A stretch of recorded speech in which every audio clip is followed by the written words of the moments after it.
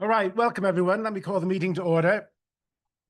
It's my great honor and pleasure to introduce Professor Andrei Marmor, who is the Jacob Gould Schurman Professor of Philosophy and Law at Cornell University.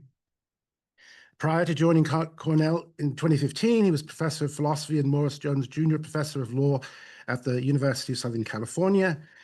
His research interests span philosophy of law, moral, social, and political philosophy, and also philosophy of language. Professor Marmor has published 8 monographs with Oxford and Princeton University presses and a number of edited volumes. His books and articles also appear in numerous translations, including in Chinese, Spanish, Portuguese, Romanian, Turkish, Farsi, Hebrew, Japanese, Korean, and Italian. His most recent book, Foundations of Institutional Reality, was published by OUP in 2024. We're just delighted to have you, Andrei. So over to you. Oh, he will be speaking on the topic of the ontology of legal facts. Thanks a lot, James. Thank you all for inviting me.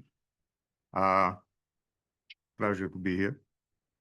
I apologize for this somewhat long and Byzantine paper. I usually don't write that long, though Byzantine perhaps, yes. I've reached an age where everything I write is bound to be built on previous things I had written. It's very rare that I, just write something out of nothing. So I'll tell you what this paper is based on, not because you're going to rush to the library and read the stuff, just for the record. So the 3 main sources here, the first and foremost is the recent book that James mentioned. It's called Foundations of Institutional Reality, and it's a book in social ontology. Very little of it is about the law. The one chapter that's about the law is the one that we're going to discuss tomorrow. But it's a general book on, as the name suggests, the foundations of institutional reality. The second source here is an article, or maybe 2, I wrote on fictionalism in law, and it's called Law as Authoritative Fiction, which draws on the works of David Lewis and Amy Thomason on fiction of facts and truth in fiction, and expands that in certain ways and criticizes that in certain ways. I'll mention that a little bit towards the end. That's the last part of the paper. And then the third source is some stuff I've written over the years here and there about Kelsen. It's mostly summarized in the Stanford Encyclopedia of Philosophy, the entry on Kelsen. And I warn you that my take on Kelsen is anything but orthodox. So don't take it to the bank. Say, oh, Marmor said that. No, what I say is, not everybody's Kelsen. And yet I'm convinced that I'm right and they are wrong, of course. I'm a philosopher. So let's dive into the, one more point, which is important actually, about the background. So this paper is largely in metaphysics, right? Metaphysics of law. Now, there is an ongoing interesting debate in contemporary metaphysics between 2 very different approaches, 2 very different methodological views about what metaphysics tries to accomplish and how it should be done. So roughly, one view is called the flat world view, which is heavily influenced by Quine. And that's the view that the business of metaphysics is to figure out what there is. There are things that exist in the world. There are lots of things that don't really exist. And metaphysics needs to clear the ground and tell us what really exists in the world. And what really exists in the same way, in the same manner as anything else that exists. Okay, that's why it's called the flat worldview. More recently, the last maybe only 25 years, a very different approach gained influence, which is sometimes referred to as the Aristotelian approach, which says that lots of things exist, almost everything exists. The question is how, what kind of existence, and that metaphysics should be seen as hierarchical. It should be able to construct a view of the world of what's more foundational than something else, right? You think about this table exists, obviously, as a table, no question about it. But it's not foundational, right? We understand intuitively that the matter from which the table is constructed is more foundational than the table. And then that matter, call it wood, don't doubt that it's wood, call it wood, you know, the cells that make up the wood are more foundational than the wood, and then the atoms and neutrons and what have you are more foundational than the cells. So the idea is that the world is hierarchical, metaphysically speaking, and some things are more foundational than others. And then there are various types of dependence between the different layers. And the most interesting and most written about, and in my mind, indeed, most fruitful type of dependence is so-called grounding. So the idea is that we should be able to say, if we can, that an A is an X in virtue of it being a Y. And this in virtue relation, which is very structured, there are all sorts of constraints on it, is often illuminating. And in my view, it is one of the main two forms of reduction. So it's in line with a reductionist view in metaphysics, right? That you can explain one type of things in terms of something else that's more foundational. So that's the view that drives my writing here, that drives the book I mentioned. It's reductionist, and it takes grounding as the main and most important form of reduction. Okay, I won't say much about grounding. It's a huge topic on its own. Okay, so what is this paper about? Let me start with the brief description of the two imaginary or not so imaginary scenarios I start the paper with. So imagine you watch television and here's what you see. You see some old dude with big hair sitting in front of a desk with the American flag behind him and some other old dudes standing next to him, ceremoniously signing a document in front of TV cameras. And the story is that it's the President of the United States of America, and what he signs ceremoniously is, say, some piece of legislation passed by the House and the Senate, reducing the corporate tax to 5% or 2%, okay? So assuming that we complete the story with all its factual details, what I have just described is the enactment of a law in the United States of America. So from now on, the law goes into effect immediately. It is the law in the United States that the corporate tax is %. Now compare that to exactly the same kind of image you see on television.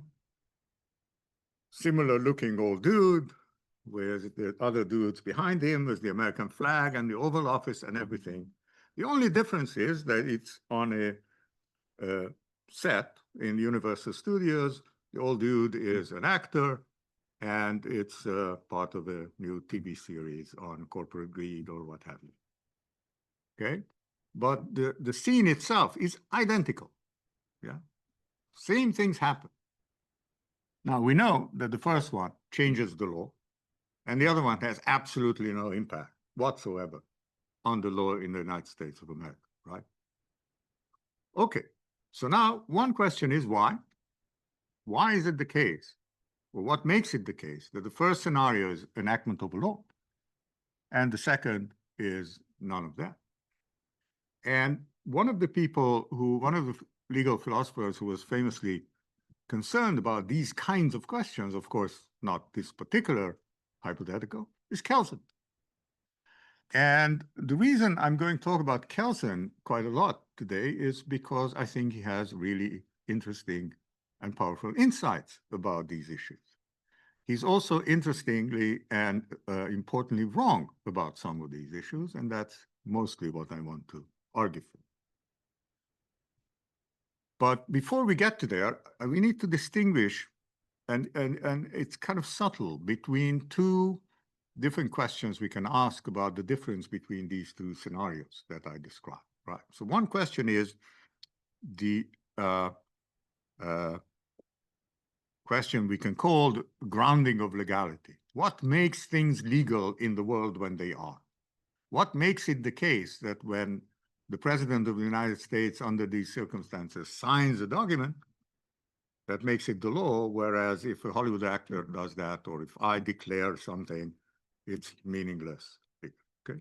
Well, that's the question of legality. What grounds legality? What constitutes legality? And that's the question that has preoccupied jurisprudence for many decades, including Kelsen's, Austin's, H.L.A. Hart, of course, et cetera, et cetera. That's not the question I'm going to be interested in. The other question is this. Suppose there is a legal fact now, yeah, that the corporate law in the US changed and it's lower than it used to be, et cetera. What kind of fact is it? What are we talking about when we talk about legal facts? That's the question I'm interested in. What kind of facts are they? And what makes them the kind of facts they are? Now, obviously, there is going to be some dependence between the answer to these questions. So the answer to the question, what kind of facts legal facts are, is going to depend partly on the question of legality. What makes things legal to begin with? Yeah. And yet, they are separate questions. And I think that part of Kelsen's problem, and it's not only his, I mean, I'm picking on Kelsen, but I'm willing to put there in front of the firing squad almost any other legal philosopher. The problem is that they conflate these two questions. They think of them as one. Anyway, my interest here is not in the question of what grounds legality. My interest is in the question what kind of facts legal facts are. Okay, so Kelsen has really interesting insights in answer to this question, my question. Yeah, and I think there are three insights. Two of them correct, and one of them I want to argue against. The first one is that there are indeed legal facts. There are facts of a legal kind in the world. Yeah. It's not entirely trivial. Not sure that every legal philosopher would necessarily agree with that. I'm not sure John Austin would have agreed with that quite. But anyway, that's Kelsen's assumption, and I'm willing to go along with it. In fact, I think it's important to go along with it because we want to understand what kind of facts legal facts are. So we assume that there are legal facts. There are facts of a legal kind. Second, which is really interesting, and that's something that Kelsen actually says very explicitly in the passage I quote and in many others, that legal facts belong to the domain of meaning, are facts about meaning. Yeah. So when we say that what we see in the first scenario is the enactment of a new law, or the final stage of it, what we're doing is that we are ascribing a certain kind of meaning, sense, to actions and events that happen in the world, right? So we have two scenarios here, two almost identical actions and events. To one, we ascribe a certain type of meaning, legal meaning, and to the other, we say, no, it has no legal meaning. Yeah? But legal facts are these facts about meaning, facts about the significance of certain actions and events that happen in the world. Okay? That's the second insight. The third insight is that legal facts are almost necessarily, I don't care if we say necessarily or typically or essentially, whatever you prefer, prescriptive. They are normative facts. Yeah. Why is that? Because the law is there to solve certain problems, practical problems. It has certain functions, and those functions require the law to tell people what to do. And telling people what to do is a normative business. It's prescriptive. So legal facts are essentially facts about norms, and normative facts, okay? All right. So my point here is to argue that Kelsen is right about the first two insights and wrong about the second. He's wrong about the second, not in the sense that legal facts are not normative facts, but in the sense that they do not require normative grounding. So we can provide a fully reductionist account of facts about norms, which are not normative, okay? And I'll explain that as we go along, okay? There's also some assumptions here. I'll try to make all that explicit. I should also speak much faster, I guess, because I'll never get to the point if I keep talking about background here. Okay. So you are owed an explanation what we mean by facts. Why are we talking about facts and what are facts? I have a brief explanation in the paper. I'll skip that. I'll just say a few quick words. One is that there is enormous amount of philosophical literature on that. Two, I'm very skeptical about most of that literature because it assumes that there is some privileged version of what facts really are, metaphysically speaking, and I doubt it. I think we mean different things by the word fact in different contexts. It's very polysemous. I think that one way to understand what people mean by the word fact when they use it is to ask them fact as opposed to what, in contrast with what, yeah, contrast with fiction, falsehoods, whatever. Finally, I think that it's rarely interesting philosophically to ask whether something is a fact or not. The interesting question almost always is what kind of fact it is. Yeah. I mean, excuse the religious example, but that's the one I use in the text. It's a bit pointless to ask whether the Holy Spirit is a fact or not. It's a fact. The question is of what kind. Same about lots of other things, you know, are unicorns a fact? Well, they're a fact in some sense, not in others, and so on and so forth.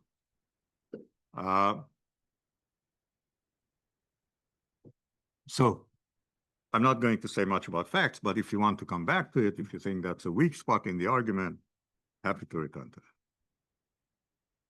So let's focus, let's zoom in to Kelsen's argument and why I find it problematic. What's the problem there? Okay, so you have it on the handout. It's kind of middle of the first page on legal facts, Kelsen's reconstructed argument. Okay, so let's go quickly over the argument one by one. One, as I said, the claim is that legal facts are facts about meaning. They are facts about the significance of certain actions and events in the world. Second, that legal meaning is always prescriptive in content, and thus legal facts are normative facts. Okay. Three, and here the problems begin. Three, normative facts can only be grounded with the participation of other normative facts. In other words, they cannot be grounded on non-normative facts alone. Okay. Kelsen takes it, I'm sure some of you immediately realize, from Hume, from David Hume. That's David Hume's famous argument of the policy of trying to derive an ought kind of statement from is statements alone. And the intuition here is that just from describing everything about the world, telling how the world is, nothing really follows by itself about what ought to be the case.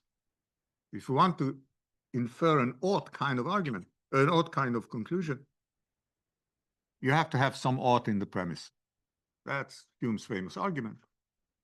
And contrary to what many Kelsen scholars think and argue, I think that Kelsen took that argument dead serious.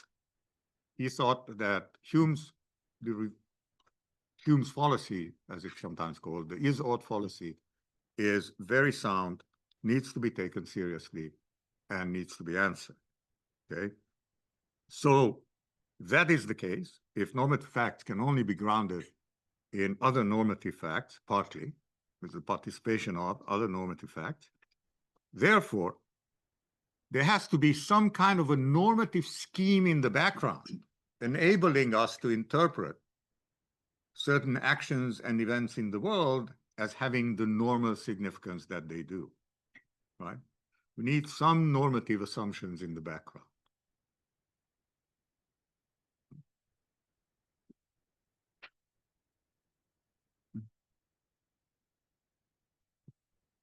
Since normative facts, normative schemes cannot be derived, that's number 5, from non-normative facts alone. Yeah?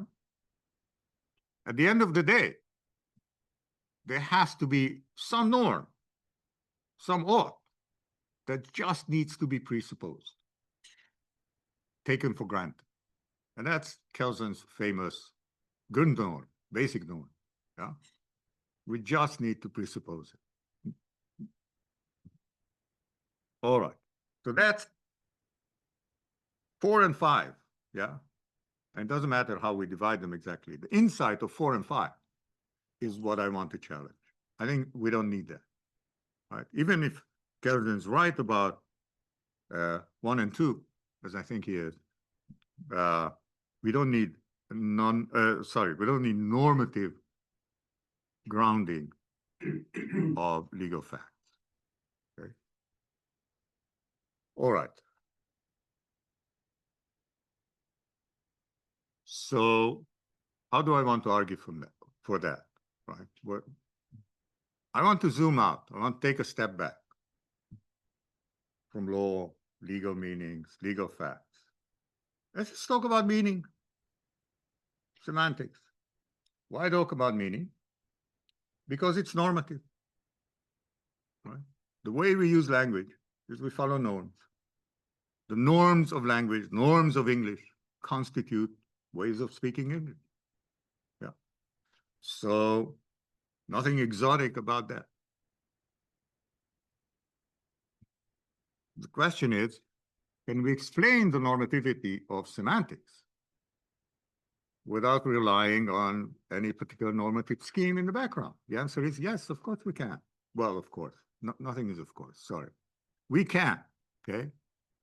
And here's a way to go about it. It's very complicated. It's not easy.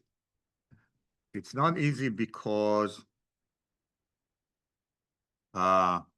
we want to comply with certain methodological constraints.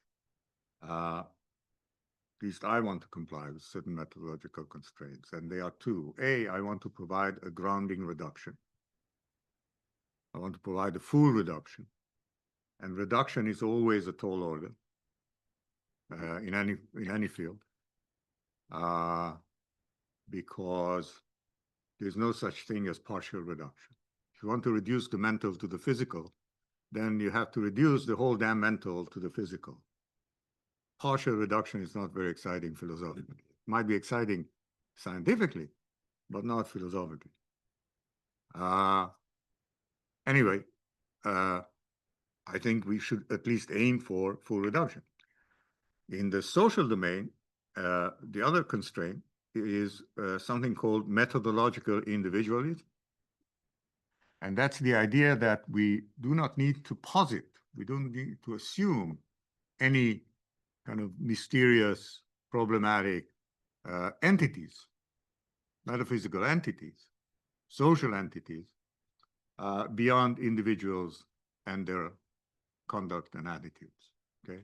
So the building blocks should be individual human beings, their patterns of behavior, and their attitude, okay? So how do we do that? Well, let's take a very simple semantic form of representation.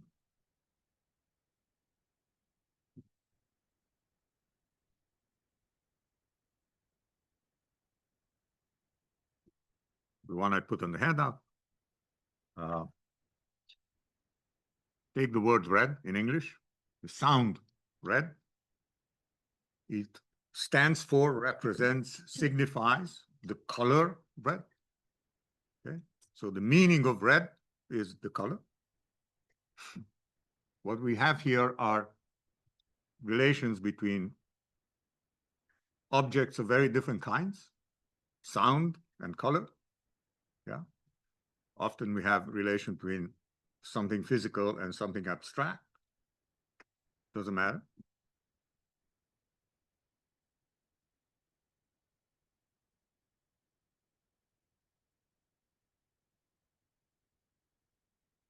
And one of the things, just keep that in the background, right? That we should remember here is that our ability to use words like red, anything, any semantic representation, in fact, any social rule, I'll say a bit more about it in a minute, requires our ability or employs our ability to associate tokens with types. Yeah, because when I say red and when James says red, sounds different.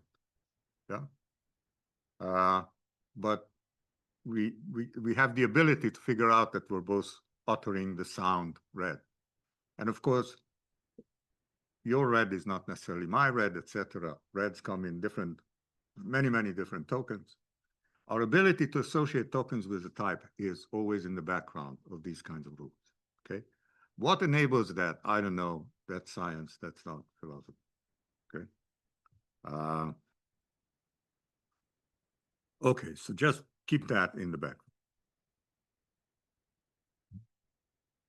Now, the crucial,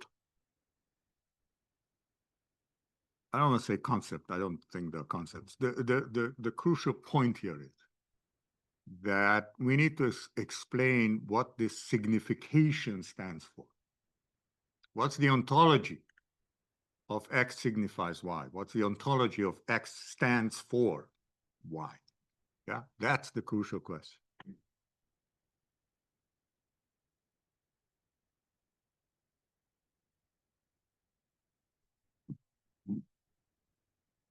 So here comes a long story, which I will skip.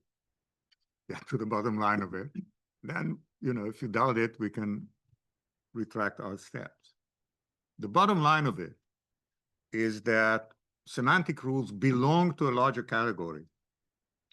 Rules about meaning generally belong to a larger category that I call non-natural rules. Natural rules are rules we extract from the way things are. So rules of, or norms of rationality, for instance, are natural in the sense that we just extract them from what we think are requirements of rationality. Practical rules, how to get from here to Marina Bay, rules we extract from the way things are, if there are rules here, and so on and so forth. Socially constructed rules are non-natural. Socially constructed rules are rules that are not extracted from the way things are, but are actually created by our conduct and attitudes. Yeah, and semantics belongs to that category. Semantic rules are socially constructed in the sense that they are not extracted from the way things are. They are constituted by us, humans, behaving and thinking in certain ways. Yeah. When you think about it this way, there's nothing in nature that requires the color red to be signified by the word red. Yeah. It's purely constructed by us. And of course, in other languages, it's rouge or whatever. Yeah, other words. Okay. So what is this construction of signification? Well, two things to notice here. One is that all socially constructed norms, all of them, including semantics, through and through, are norms of a given population, of a given group of people. Yeah. When you have a socially constructed norm, it's always relevant to ask where, whose norm is it, and when. Might have been a norm 100 years ago, no longer is. You know, even semantics, it changes, words change their meaning, not just language. Okay. And then the second point, which is really the crucial and most difficult step in the argument, is to ask, okay, but what determines the content of these rules? Yeah.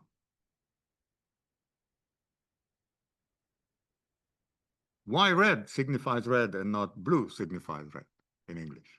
Yeah. And the answer to that, I think,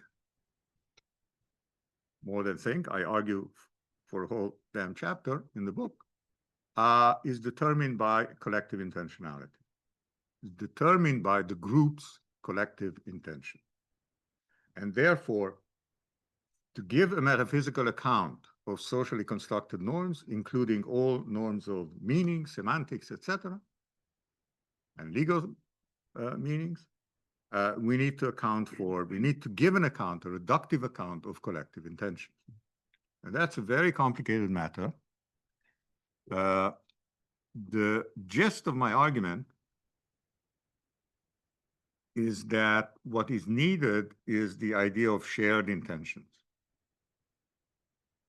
Why do we need the idea of shared intentions? Because it's not enough to say, look, there is an intention that happens to be the intention of a collective. That's too vague, and it's open to a lot of manipulation and gerrymandering. Right? I can discover that my desire to have an espresso is shared by 1 million other people in Singapore. That doesn't make it Singapore's collective intention. Yeah. So problems like that. Yeah. And there are many. So how to explain shared intention?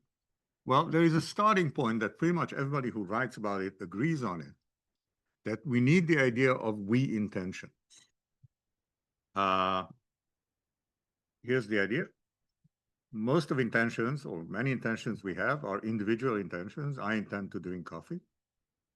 But beyond these individual intentions, we often, quite regularly, have intentions that we intend them to be the intentions of a group. The group can be very small, yeah, just me and my girlfriend, or it can be very large, the Singaporean nation, or the Americans, yeah.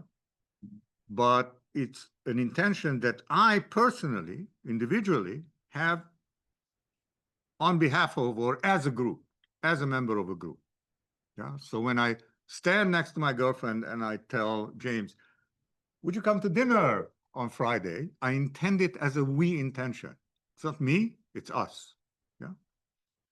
And there's a almost funny a little debate between Sill and Bratman about how to account for these we intentions. Sill says it's just biological. Philosophers have nothing more to say, and he even has a little drawing in his book of how it looks like, you know, two people, and it's just funny and almost silly. Bratman provides a whole book length of argument, detailed argument, how to reduce we intentions to I intentions and norms of instrumental rationality and so on and so forth. I'm agnostic about that. I'm just assuming that we have we intentions, and we intentions have to be part of an explanation of shared intention, of collective intention, okay? So when do we have shared intentions? When we have a group of people, can be large or small, that have a certain attitude that they take to be we intentions, that they take to be we attitude. Yeah, that's one. Second, that members of that group have some sense of who are the members of the group, what group they belong to when we have this we intention. Doesn't have to be very precise, can be extremely vague, but they must have some sense. Number three is crucially important, is the condition of common awareness, or common knowledge, it's sometimes called. I prefer common awareness, that members of the group are generally aware that other members of the group have that intention as a we intention. Yeah. So when we have these three facts obtaining, we can start talking about collective intention. Collective intentions, as I say, determine the content of non-natural norms, including norms of meaning, signification. And therefore, Kelsen is wrong. That's all we need.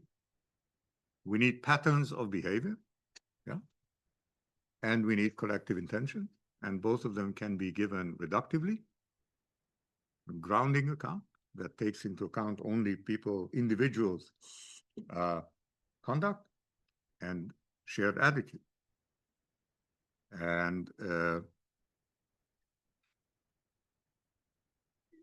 Kelsen is right about the first 2 points, as I think he is, that legal facts exist as such, and they exist as facts about meaning. Facts about meaning are indeed normative, and furthermore, facts about meaning can have prescriptive contents, that's fine. So the laws have prescriptive content. All this is true. What is not true is that we need to presuppose any mysterious normativity in the background. We don't need to presuppose anything. We just need a complete reduction of facts about meaning to individual conduct and collective attitudes, using kind of metaphysical grounding as our tool. Okay? So that's my argument against Kelsen. Can I take 5 minutes? Well, I should, because I know you want to comment on the last part of the paper. So in the last part of the paper, I asked the following question. If all that is roughly true, yeah, then how can we explain the fact, which I take to be a fact, that a familiar fact, that there are countless cases in the law where there is no fact of the matter about it. Yeah. So there are countless cases in which it's not only that we don't know what the law is, there is nothing to know. Yeah, at least present. And that's a very interesting category of cases in any domain. Yeah. So there are facts about cats. Okay, lots of facts about cats. There are also facts about what cats are not. So, you know, empty sets. Pink-born cats are an empty set. No cat is born pink, as far as I know. So that's easy. That's an empty set. Now, and of course, that exists about law as well, right? The requirement to have 3 meals a day is not a legal requirement. So it's an empty set, at least in most jurisdictions, I guess. That's not problematic. What's problematic are the kind of cases where the true answer to the question what the law is that there is no fact of the matter about it. And the question is, how can we explain it? So there is one type of cases familiar to all of you, I'm sure, easily comes to mind if you think about it a minute. And those are cases that involve semantic vagueness. Yeah. So if the law says blue shirts are not allowed in the classroom, then you're not allowed. Okay. You're not allowed. I'm okay. But surely there are bound to be cases which we call borderline cases. And about semantically borderline cases, all we can say is that there is no fact of the matter, whether it's blue or not blue. Okay. Now, it's hugely controversial in philosophy of language. What's controversial is not that there are borderline cases, not that their boundaries are fuzzy, all that is known. The main controversy is about the question whether it's an epistemological issue or a metaphysical one. I don't need to go into that. But obviously, the same kind of problem we have in law, right? Countless laws have borderline cases semantically, and then the question is, what is the fact of the matter about it? Sometimes there is no fact of the matter about it. It's just a borderline case, and somebody has to make a decision. The famous, well, worn-out example is the bicycles in the park, or sorry, vehicles in the park by H.L.A. Hart. Yeah, no vehicles allowed in the park. Does it include bicycles, scooters, et cetera, et cetera? Well, there might be borderline cases, and there's no fact of the matter. An answer. Okay, but I want to bracket vagueness. Not because I don't care about it. I wrote 3 or 4 articles about it, so I do care about it. It's just a separate issue. I think there are more interesting cases where there's just really no fact of the matter about whether it's the law or not. Okay, and then the question is, how can we explain that? One of the amazing things that happen, a lot of amazing things happen in American politics these days, and I'm sure you know. Yeah, we wake up every morning and say, okay, what today? What this afternoon? But one of the amazing things that happens is that we just discovered that really fundamental questions about American constitutional law not determined. We don't know the answer. Does the president have the power to do X? We don't know. Now, it's not that there is something to know yet. There's just no fact of the matter about it. So how can we explain that? How much time do I have? Okay. So how can we explain that? I want to draw on fictionalism. I want to draw on facts about fiction. So the assumption here is that, and for now you can bracket everything I said earlier. It doesn't form part of the argument, not yet anyway. So there are facts about fiction, the fictional facts. Yeah, it's a fact in the Arthur Conan Doyle mysteries that Sherlock Holmes is a detective. It's a fact that he's very smart, so on and so forth. Yeah.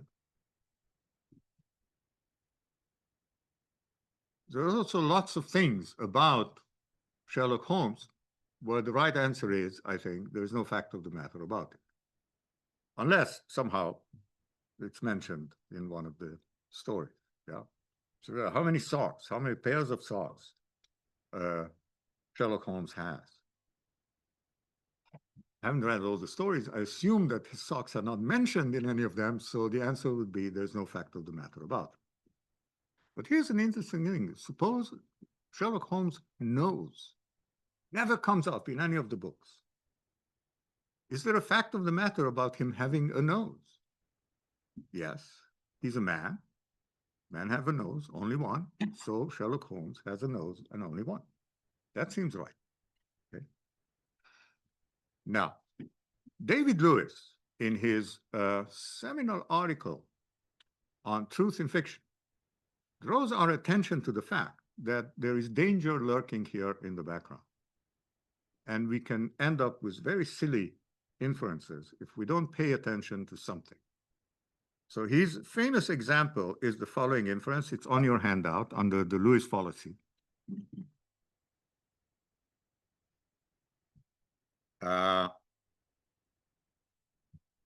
Premise 1, Sherlock Holmes lived at 221B Baker Street in London. How do we know that? It's mentioned in the books. Yeah. 2, researchers, historians discovered that the building at that address in London was a bank. Actually, there's also a possibility Lewis tells us there was no building there. But if there was, it was a bank. So let's go with that. It's funnier, okay? Combine 1 and 2, the conclusion is that Sherlock Holmes lived in a bank. That's obviously false. So what went wrong? Well, Lewis tells us that what went wrong is that we mixed up two kinds of statements, two kinds of propositions, prefixed and non-prefixed. Proposition 1, Sherlock Holmes lived at this and that on Baker Street, is prefixed by something like in the fiction about Sherlock Holmes, in the Sherlock Holmes mysteries, in the story, according to. That's the idea of a prefix, yeah? Whereas the fact about the bank at Baker Street is not prefixed. It's just a worldly fact, yeah? Okay. So Lewis says, if you mix prefix statements of any kind, not just about fiction, with non-prefix statements, worldly statements about worldly fact, you get into these fallacies. Okay, but what about Sherlock Holmes' nose that I gave earlier? That seemed like a perfectly legit inference, yeah? Even though his nose is not mentioned in the books. Well, the answer is, which of course Lewis recognizes, that there are all sorts of facts that every fiction incorporates by implication. Yeah. So even if never mentioned in the Sherlock Holmes mysteries that his escapades take place in the United Kingdom, we know that London is in the United Kingdom. London is mentioned a lot. Therefore, we can conclude that it is incorporated into the fiction that it all takes place in the UK. And same about his nose and same about all sorts of things. But there's a limit to how much can be incorporated. And many of these incorporations are very problematic. They're also in fiction, by the way, very genre dependent. We tend to be more generous with incorporations in certain genres, like realistic novels or mystery novels in particular, and much less so with, say, magical realism, yeah, where we say, we don't know, we're not sure, yeah. So incorporations are problematic and somewhat limited. Okay. Now, all this I take to be true. All this is pretty much David Lewis and Amy Thomason. My only slight correction is that Lewis should have distinguished between two kinds of prefixes. Those that are called closed, which is what he probably had in mind, and those which are open, namely that although they are prefixed, although they fit the pattern according to this framework, they actually are such that they allow statements within the prefix to range over non-prefix statements. So, example, to sound not so bombastic, according to science, so and so, yeah? That seems like a prefix statement. It takes a certain point of view as its starting point, but it allows ranging over unlimited propositions that are not prefixed, yeah? Again, I mean, in some contexts, according to science is what's for us according to the Bible.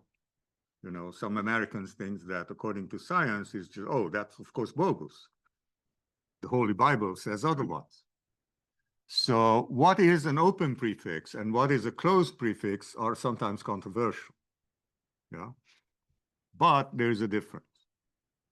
And what the Lewis fallacy, and that's the important thing to keep in mind, the Lewis fallacy is a fallacy only if you're assuming a closed prefix.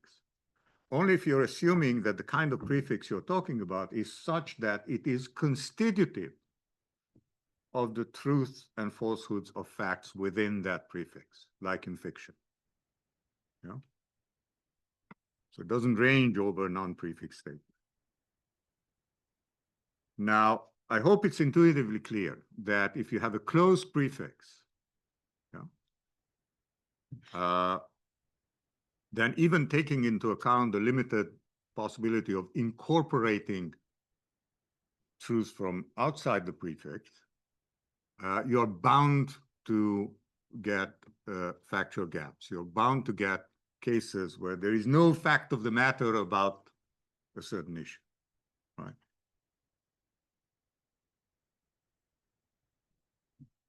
Finally, and I'll conclude with that,